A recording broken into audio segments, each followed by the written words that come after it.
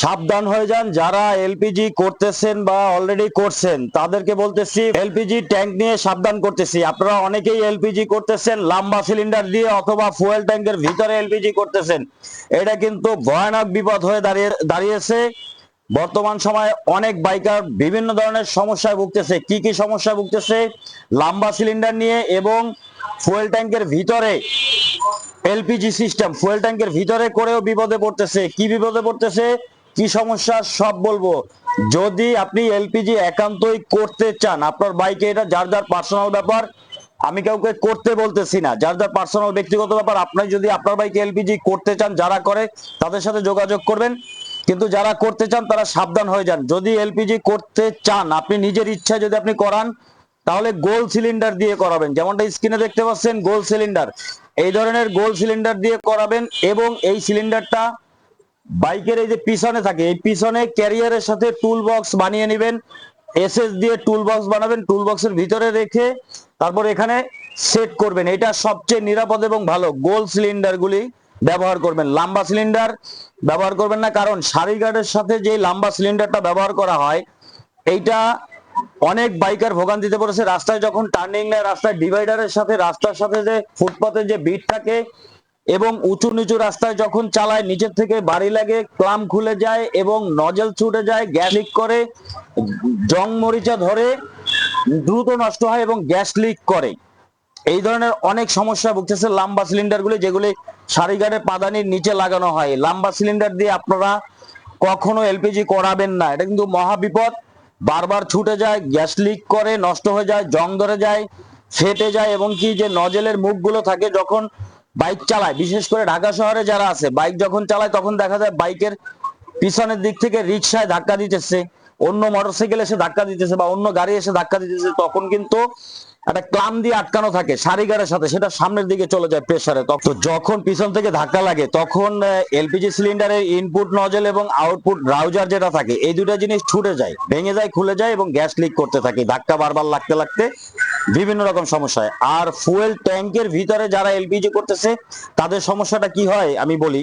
যে দেখবেন বাসাবাড়ির যে গ্যাস সিলিন্ডার যদি লিক করে, যখন গ্যাসটা বের হয়, তখন প্রথমে কি বলা হয় যে দরজা জানলা খুলে দিন। কারণ যেই গ্যাসটা বের হয়েছে সেটা কিন্তু আটকে আছে, এটার জন্য কিন্তু দরজা জানলা খুলে দিতে বলা হয়। তা না হলে সামান্য ফায়ারিং এ আগুন ধরে যায়।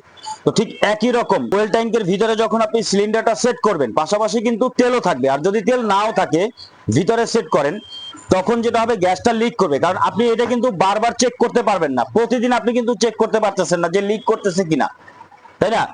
যে কোনো সময় লিক করতে পারে, 1 বছর পরে হতে পারে, 6 মাস পরে হতে পারে, 2 মাস পরেও লিক করতে পারে। তখন কিন্তু এই লিক করে যে গ্যাসটা বের হবে, সেটা কিন্তু ট্যাঙ্কের ভিতরে আটকে যাবে, আটকা থাকবে, অল্প অল্প করে লিক করে বের হতে হতে। এবং ট্যাঙ্কের ভিতরে যে একদম বদ্ধ থাকবে তা না, হালকা হালকা করে বের হতে থাকবে। এখন কথা হচ্ছে যে এই ট্যাঙ্কের ভিতরে লিক করলে সমস্যাটা কোথায়? অনেকেই এই প্রশ্নটা করে। সমস্যাটা হচ্ছে যে ট্যাঙ্কের ভিতরে লিক করলে সেটা কিন্তু আটকে থাকবে, আমি আগেও বলেছি, এটা জমে থাকবে। এখন এইখানে আগুন ধরার সম্ভাবনাটা কিভাবে আসে, কিভাবে আগুন ধরতে পারে, বা কিভাবে আগুন ধরলে এইটা বোমের মতো বাস্ট হয়ে যাবে এবং সামনে যে চালক থাকবে ছিন্ন বিচ্ছিন্ন হয়ে যাবে। এখন অনেকেই এর আগে একটা ভিডিওতে বলেছিলাম, অনেকে কমেন্টস করে বলেছিল আপনি জানেনই না। আমি জানি না, আপনি তো জানেন ভাই, আপনি জানা নিয়ে আপনি থাকেন। আমি যতটুকু জানি ততটুকু আপনাদের বলতেছি। ট্যাঙ্কের ভিতরে গ্যাসটা যখন জমা থাকবে, আর ফায়ারিংটা কোথায় হবে জানেন? ঠিক নিচে, ফুয়েল ট্যাঙ্কের নিচে স্পার্ক প্লাগের এইচটি কয়েল থাকে, যেটাকে হাই টেনশন কয়েল বলা হয় বা আউট কয়েল বলা হয়। এখানে কিন্তু ডিসি ভোল্টেজ আসবে এবং এইটা থেকে হাই ভোল্টেজ তৈরি হয়ে স্পার্ক প্লাগে যায়, ফায়ারিং করে। কত বড় বড় হয় এটা কিন্তু আমরা মেকানিকরা খুব ভালোভাবেই জানি। যারা শর্ট খেয়েছে তারা জানি, যারা শর্ট খায়নি তারা জানে না। মেকানিক ভাইরা ভালোভাবে জানে যে কারেন্টটা কিন্তু অনেক বড় বড় হয়। তো কারেন্ট যেহেতু বড় বড় হয়, আর এই জায়গাটায় এইচটি কয়েলের গোড়া থেকে বা কেবেলটা থেকে বা প্লাগের গোড়াটা থেকে যখন ফায়ারিং করে, অনেক সময় দেখা যায় মেকানিক ভাইরা কাজ করতে গিয়ে প্লাগ ক্যাপ খুলে ফায়ারিং চেক করে, তখন কিন্তু সাথে সাথে আগুন ধরে যেতে পারে গ্যাস লিক করলে। আচ্ছা, আরেকটা জিনিস যেটা, সেটা হচ্ছে যে বৃষ্টির সময় ভিজে যায় বা ওয়াশ করালে পানি যায়, তখন এসটি কয়েল বা আউট কয়েলের তার বা প্লাগের তার থেকে কারেন্ট লিক করে। সামান্য পরিমাণ কারেন্ট যখন লিক করবে, ট্যাঙ্কের ভিতরে গ্যাস বোঝাই ভর্তি থাকবে এবং অকটেন পেট্রোল থাকবে, তখন কি আপনি কল্পনা করতে পারতেছেন এটা কত বড় ভয়ানক বিপদ হতে পারে? একদম বোমের মতো বাস্ট হয়ে যেতে পারে, কারণ ট্যাঙ্কের ভিতরে আটকানো থাকবে, হালকা হালকা করে লিক করবে। এবং নিচে স্পার্ক প্লাগের ফায়ারিং চেক করবে, মেকানিক যারা কাজ করবে তারা চেক করবে, পানির কারণে লিক হবে, ফায়ারিং হবে, এবং নিচে ওয়ারিং এর তার থাকে, সেগুলো অনেক সময় অনেক বাইকে আপনারা দেখছেন যে শর্ট সার্কিট হয়ে ফিউজ কেটে যায়, লাইন চলে যায়, তখন কিন্তু ফায়ারিং করে, বডিতে কোথাও লাগলে ফায়ারিং হয়, তখন আগুন ধরে যাবে, সেকেন্ডের ভিতর আগুন ধরে যাবে, ট্যাঙ্কের ভিতর থেকে পুরোটা বাস্ট হয়ে যাবে। এই বিপজ্জনক কাজগুলি আপনারা কেউ করাবেন না। যদি আপনি এলপিজি করতে চান, নিজ ইচ্ছায় করাতে চান, যার কাছ থেকে করাবেন তাদেরকে আগে বলবেন গোল সিলিন্ডার আছে কিনা। যদি গোল সিলিন্ডার থাকে তাহলে বাইকের পিছনে টুল বক্স বানিয়ে সেখানে রেখে বাইকটাকে এলপিজি সেটআপ করে আপনি চালাবেন। আমি কাউকে করতে বলতেছি না, এটা আপনাদের ব্যক্তিগত ব্যাপার।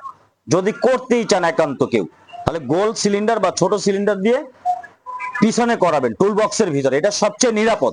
কারণ বাইক যদি পড়ে যায়, গোল সিলিন্ডারে যদি আপনি পিছনে করান, বাইক যদি পড়ে যায়, বাইক পড়ে গেলে আপনারা খেয়াল করবেন, বাইক যখন পড়ে যায় তখন দেখবেন যে বাইকের পিছন সাইডটা রাস্তায় যখন কাট করে ফেলে দিয়ে আপনি নিজে চেক করে দেখবেন পিছন সাইডটা উপরের দিকে জেগে থাকে, ফাঁকা থাকে, অর্থাৎ রিস্কটা কম থাকে, রাস্তার সাথে ঘষা লাগার পড়ে গেলে রিস্কটা, ঝুঁকিটা একটু কম থাকে। বা গ্যাস লিক করলেও আপনি প্রতিদিন চেক করতে পারবেন, বা গ্যাস লিক করলে বাতাসের সাথে কিন্তু সেটা উড়ে যাবে, চলে যাবে, আগুন ধরার সম্ভাবনা অনেকটাই কম থাকে।